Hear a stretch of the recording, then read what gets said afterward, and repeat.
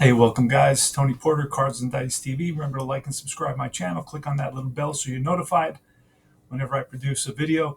Now, today I want to talk a little bit about deep drive baseball, and I want to go over the base runner chart. And I want to kind of identify or kind of relay to you some patterns and some trends that make using this chart super easy and super fast. And I think that's the critical aspect of this and why I feel really compelled to share it with you. It's a very, very easy game to learn. And once you learn it, it plays very fast. Probably the fastest game in the West, beyond History Maker Express. It probably it competes with basic APA in terms of how fast you can play a game. So let's look at the runner advancement chart. I'm going to go over the specifics of the chart because it's a smallish chart. And then I'm going to identify easy patterns, a binary way of quickly understanding, does my guy take the extra base or does my guy not take the extra base? Now, this could have been done on the card itself with a star or no star, right? Or two stars, two bases, one star for one base. They chose not to do it that way, and that's fine. This is just as good, right? And let me go over that. So, all right, so you have five levels of player speed, five ratings. You have very slow, slow, average, fast, and very fast. Obviously, we know this is very intuitive and based on logic, common sense of baseball, right? Slow guys are not going to advance at the same rate as very fast guys. Okay, that's the norm.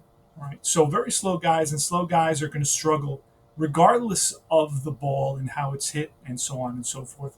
They're not generally going to take the extra base. Now, with two outs, all your ratings are going to get kicked up one to the right. Your very slow guy becomes slow. Your slow guy becomes average. Your average guy becomes fast, and your fast guy becomes very fast. Very cool. Two outs, they're on the move, they're going on contact, and that's how the game works.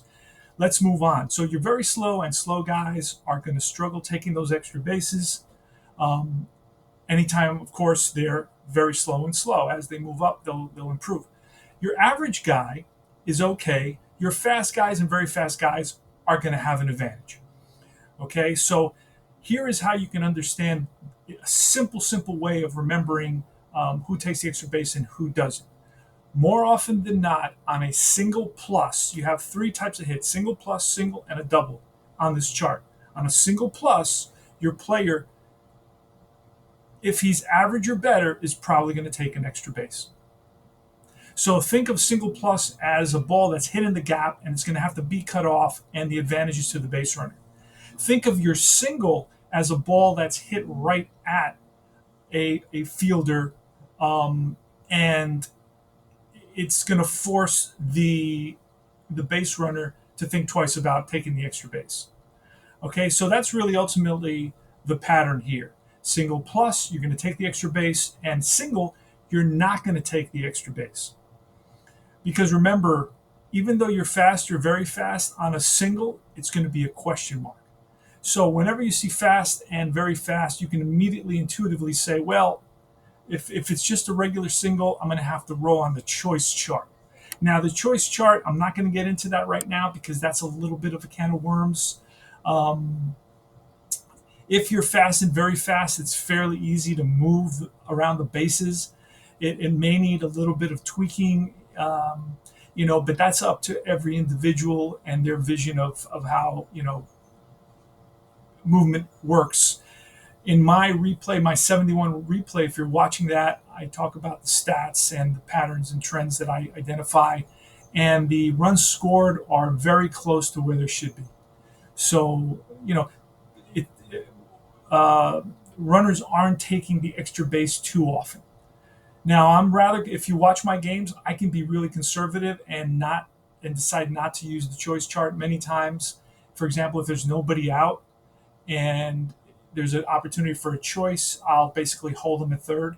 I lean more conservative in my game playing than anything else. Okay, so just a heads up. So just to basically summarize: single plus, you take the extra base. Regular single, you don't take the extra base, and same for a double, right? So single, double, you don't take the extra base. You can have potentially an option with the faster players, obviously, right? But on a single plus, you normally will take the base, particularly starting at the average player, and that is, I believe, most players will be average. And let me just use a team as an example. The I don't know if this is a good example. The 71 Detroit Tigers, who were known more for power than for speed, so they may actually prove my hypothesis incorrect. So Aurelio Rodriguez, average. Gates Brown, average. Norm Cash, average. Willie Horton, average. So far, I'm 100%, batting 1,000. Jim Northrup, average. Bill Freehand, very slow. You'll see that often. Catchers are very slow, or slow. Not all of them. Tony Taylor, average. Ed Brinkman, slow. Okay. And I'm not here to argue, about, oh, Brinkman, I saw 25, 30 games a season for 10 seasons while I was growing up, and Eddie Brinkman was the fastest best base runner on the team. I'm not here to discuss it. Okay. Now let's look at the next chart. And this is the ground out chart, the runner advancement with the ground out chart. And I really want you to kind of grasp the simplicity of it and the beauty of it, right? It's not unlike the status. I always felt that Status Pro had a great ground ball runner advancement system where I was able to always know quickly and easily what the result was going to be when it was a ground ball, depending on the letters, right? I really love that about Status Pro. This game is exactly the same way. You have three types of grounders. You have a hard hit grounder, you have an average bouncer, if you will, and then you have a slow roller, okay, or a number right off the end of the bat. On a hard hit ground ball, that's where your double play comes in. On an average hit ground ball, it doesn't get to the fielder very, very quickly, but it's going to turn into a fielder's choice. And on your slow ground ball, everybody advances. That's it. That speeds up gameplay tremendously. It gives you a little bit of each thing. It gives you your double play ball, it gives you your fielder's choice, and it gives you your slow grounder where people advance. I love that about it. Now, there's a couple instances where you will have to use the chart. Okay, you're definitely going to have to use the chart. For example, bases loaded, a grounded to the pitcher. What happens, right? Second and third, and it's a grounded to the pitcher. First and third, and it's a grounded to the pitcher. This type of thing, you're going to have to kind of look at. Once in a while, you're going to have to look at it. Most of the time, you won't, and then you're going to, you'll get it, and it'll move really, really fast. Okay, so I just wanted to go over that. So far, we've covered the runner advancement on hits, the runner advancement on groundouts. This game, by the way, is one of the top games that we have in our tabletop world. I really think so. You can take shots at it and say, well, it doesn't have, I get all that, but in terms of the flow, right? The game, the flow of the game, it's a beauty for sure. Okay, I've been playing this for 2 years when it was version 2 or 3 years, I don't know, version 3, and it was version 2 then, and now he improved it with version 3, and now it even plays smoother and more crisply, and so I really highly encourage you getting this. Unfortunately, and I think what I heard through the grapevine, the gossip, is that he's working on printing cards for guys that don't like printers or technology or PDFs or all that stuff. They don't want to deal with that. So just a heads up, I think he may be doing that. I would really like to see this game printed the way Chris White does it with those Apple cards that he sells all the time. That would be amazing, like in actual player cards, because this is a wonderful, wonderful game. And it's a very simple game that includes lots of detail, lots of nuance, believe it or not. Maybe not as much as your favorite, Strat Super Advanced. Okay, maybe it doesn't go that far, or not nearly that far at all. But for a basic game that plays super duper fast, this has tons of nuance in it. I mean, how many? Not even in APA do you see, APA Basic, do you see a slow grounder, a hard hit, a grounder, and a medium hit grounder? And in most games you don't. This game also has the flyouts, where we're going to look at that chart, right?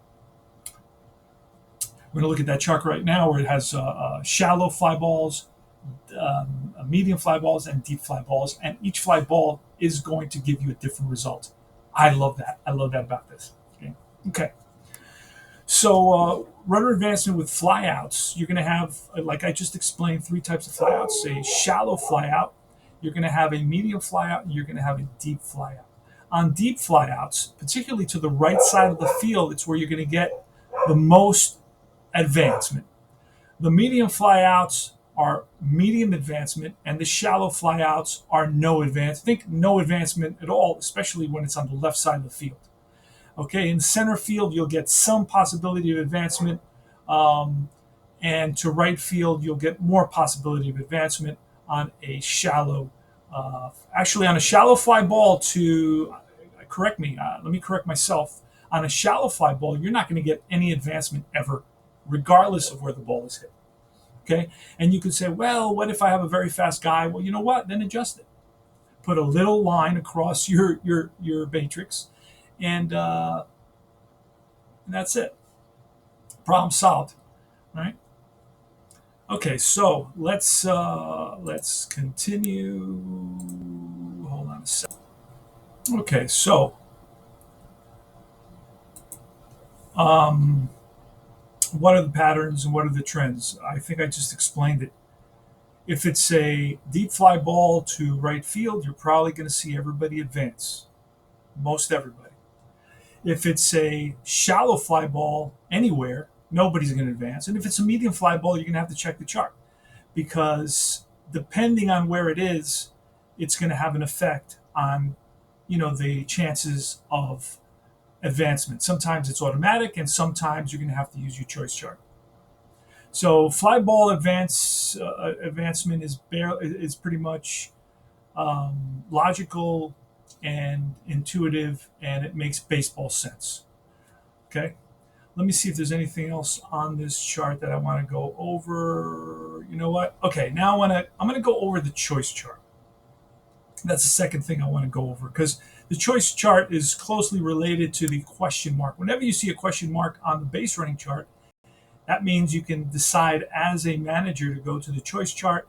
And of course, the speed of the runner, the ability of the runner, it's not always necessarily the speed. The ability of the runner is going to, play a role in whether he's out or safe. You're going to roll your 2d10. Okay. Now, I'm not going to go into the cutoff rules because those are more defensive rules, but you have that. You can do that. And basically, when I decide to cut it off, um, a run scored that I don't really care. There's a choice. The opposing manager decides I'm going to try to score here. Um, I'm up by 4 runs. I don't really care about that run. I want to keep the guy on first at first base. I'll automatically just cut it off, let the guy score, and I don't have any problems. I don't give it a second thought, So I'm not always dying to throw him out at the plate um, because it doesn't happen very often. Let's look at the chart. So if you roll 0-0, you have a whole list of. Now this is an outlier, an anomaly. This doesn't happen very often. So I'm going to get to the numbers where it does happen quite often. 0-1. Again, there's a result. Runner is called safe on a close play. Fielder covering the bag argues and it's ejected from the game. It's like an unusual play result. 0-2. Again, that's just one number. 0-3, 0-4. Now let's get to the. Whoa! What happened there? Let's get to the brunt of the numbers. 5 to 97. So when you roll that 2d7, you can roll 0-0 all the way to 99. And 5 to all the way to 97 is going to have some sort of result. Your very slow player is going to really struggle. Okay? 0-5 to 39, he's going to make it safe to take the extra base. So what is that? 34, I guess it's 34%, right? Your slow runner is going to be a 50-50 chance. Actually, it's 56% chance.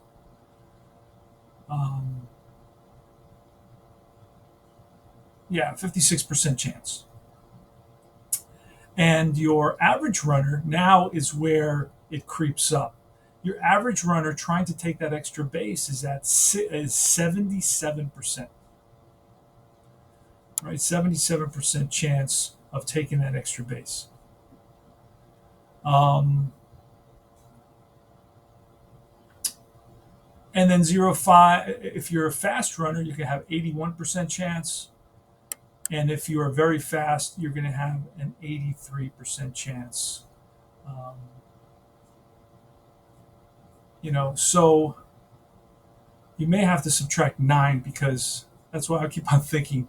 You may have to subtract 9 from each of these.